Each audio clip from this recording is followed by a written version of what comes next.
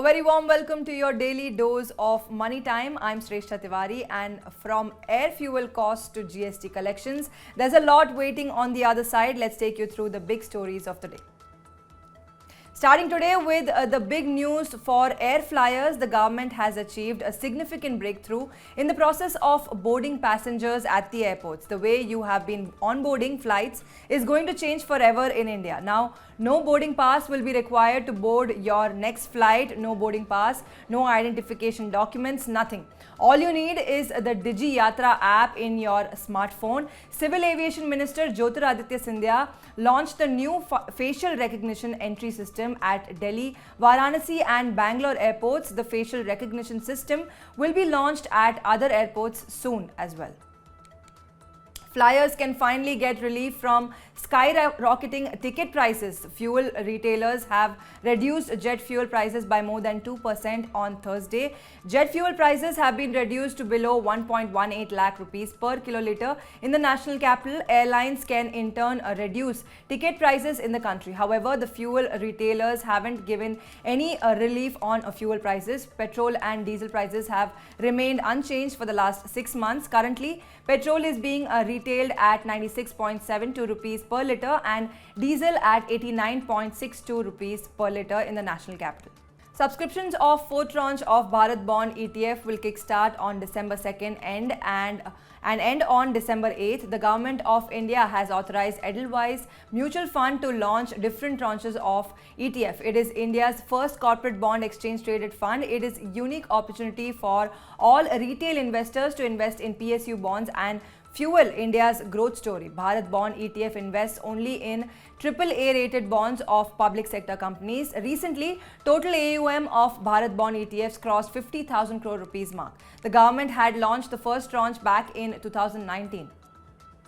And come another day and yet another bank has announced hike in FD rates. Private lender IDFC First Bank will give interest rate of as high as 7.25% on FDs of 750 days, on 1-year deposits and on tax saver deposit of 5 years. Account holders will get 6.5% interest rate. On shortest period of 30 to 45 days, depositors will get 4% and senior citizens will get 0.50% higher interest rate over and above applicable rates. This means senior citizens can get inflation beating rate of 7.75% on FDs of 750 days. And looks like the government is clocking some big money into its coffers. I'm talking about GST collections, which has crossed the 1.40 lakh crore rupees mark for a 9th month in a row. November GST collections stand at about 1.46 lakh crore rupees. GST collections have witnessed 11% year-on-year increase on the back of robust economic recovery.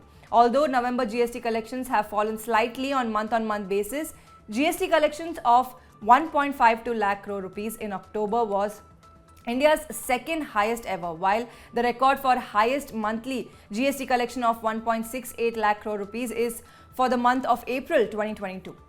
If you have ever taken a loan from digital lending apps, then you must note that RBI had brought in some big changes in the rules that these apps follow. All those rules have come into effect from Thursday, which is December 1st, 2022. RBI has made 3 big changes. First, you are not required to pay any fees or charges to the lending app. While sanctioning loans, no app can levy any fees on the borrower. That is, no fees will be levied on you. Secondly, money will be transferred directly to your bank account. The lending app can keep loans sanctioned in any pool account. And lastly, no lending app can automatically increase credit limit without your permission. RBI has brought these changes to protect borrowers' interest.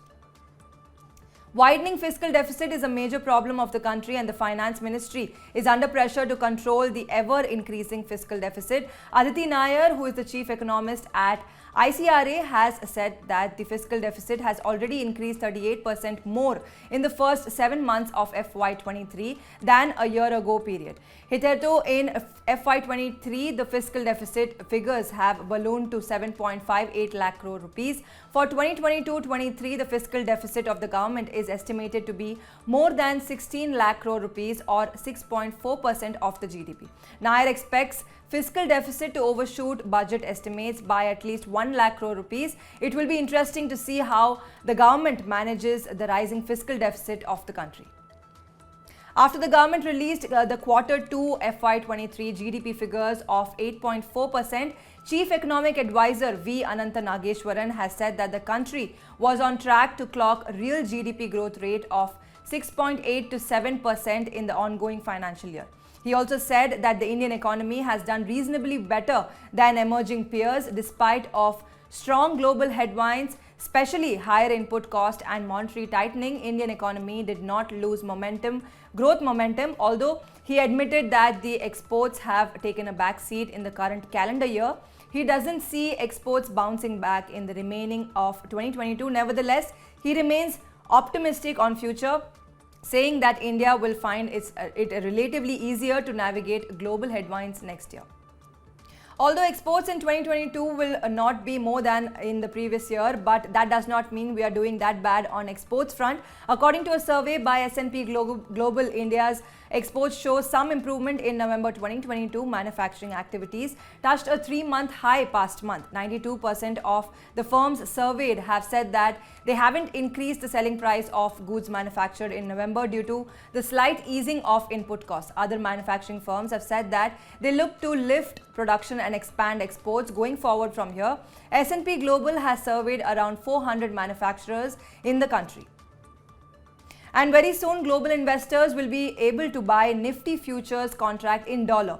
The NSE and Singapore Exchange have said that their joint venture, the NSE IFSC SGX Connect, will be fully operational in the second half of the next year. The NSE IFSC SGX Connect is a platform on which global investors will be able to buy Nifty futures contract available on the Singapore Exchange or SGX in dollars.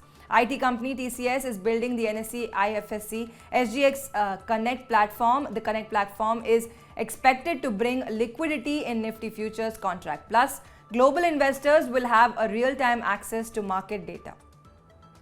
And the last one on the block today, the IPO of Uniparts India got an average response on D Street. The IPO quota was almost fully subscribed. By 4 p.m. on day 2, the quota of retail investors was oversubscribed 115%. Non-institutional investors also oversubscribed their quota 168%. The total size of the IPO is 836 crore rupees. Uniparts India commanded a GMP of 68 rupees on day 2 of the IPO. Earlier, it had garnered 251 crore rupees from anchor investors. With that, we come to an end on today's Money Time. But to grab all the exclusive personal finance content and also India's first personal finance survey by Money9, download the Money9 app on your Google Play Store and our App Store. And as always, keep watching Money9.